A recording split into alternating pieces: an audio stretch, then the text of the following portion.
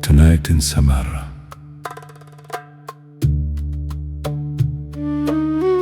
Many years ago in Baghdad, at the height of its golden age, a wealthy merchant named Haddad sat holding a manuscript page. It told an ancient and curious tale, only recently translated from Greek. He called out for his servant Sohail. There was an item he wished him to seek. Sohail, go now to the markets, and deep within the crowded bazaar, you will find the shop of a seller of trinkets. He is known by the name of Jahar.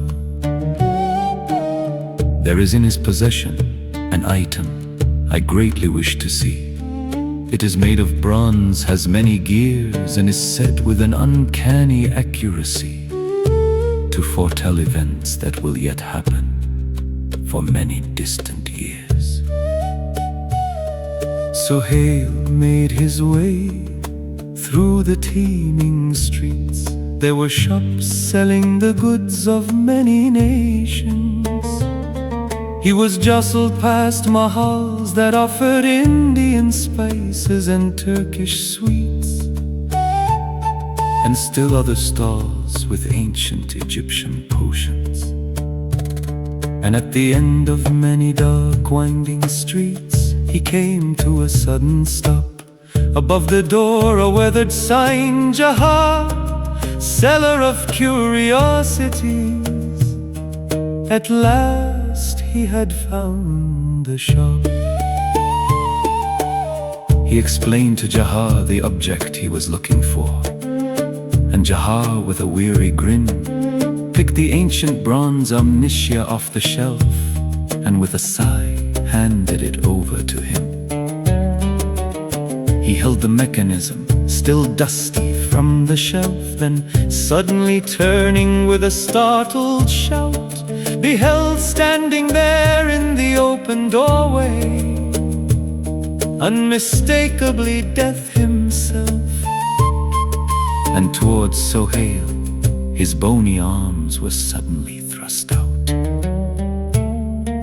He wasted not a moment in his frantic escape, though in his haste he dropped the omnitia on the floor. And in his flight he brushed lightly against Death's cape, but was then swiftly out the door. Haddad listened through Sohail's many gasps, and it was the look in his eyes that told the truth. Haddad said, "Take my fastest horse, and insha'Allah, you may yet escape Death's pursuit."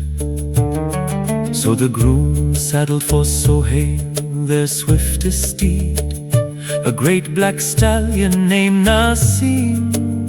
Like Al-Burak with all great speed, to distant Samarra it carried him. Then Haddad made his own way through those crowded streets, and entered the shop's still open door.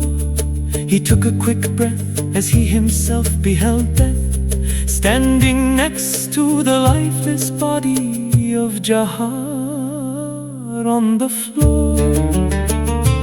Death bent over and picked up the bronze omnitia, which Sohail had dropped as he flew, and handing it over to Haddad, said, "I believe this now belongs to you." Haddad said to Death, "I must confess, I do not understand. If it was for the shopkeeper that you were here, what did my servant have to fear? And why, towards him, did you thrust forth your hands?" "Oh, I apologize most sincerely, my dear Haddad. My gesture was misconstrued.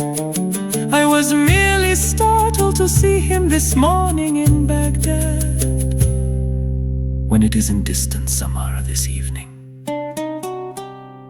We have our appointed rendezvous.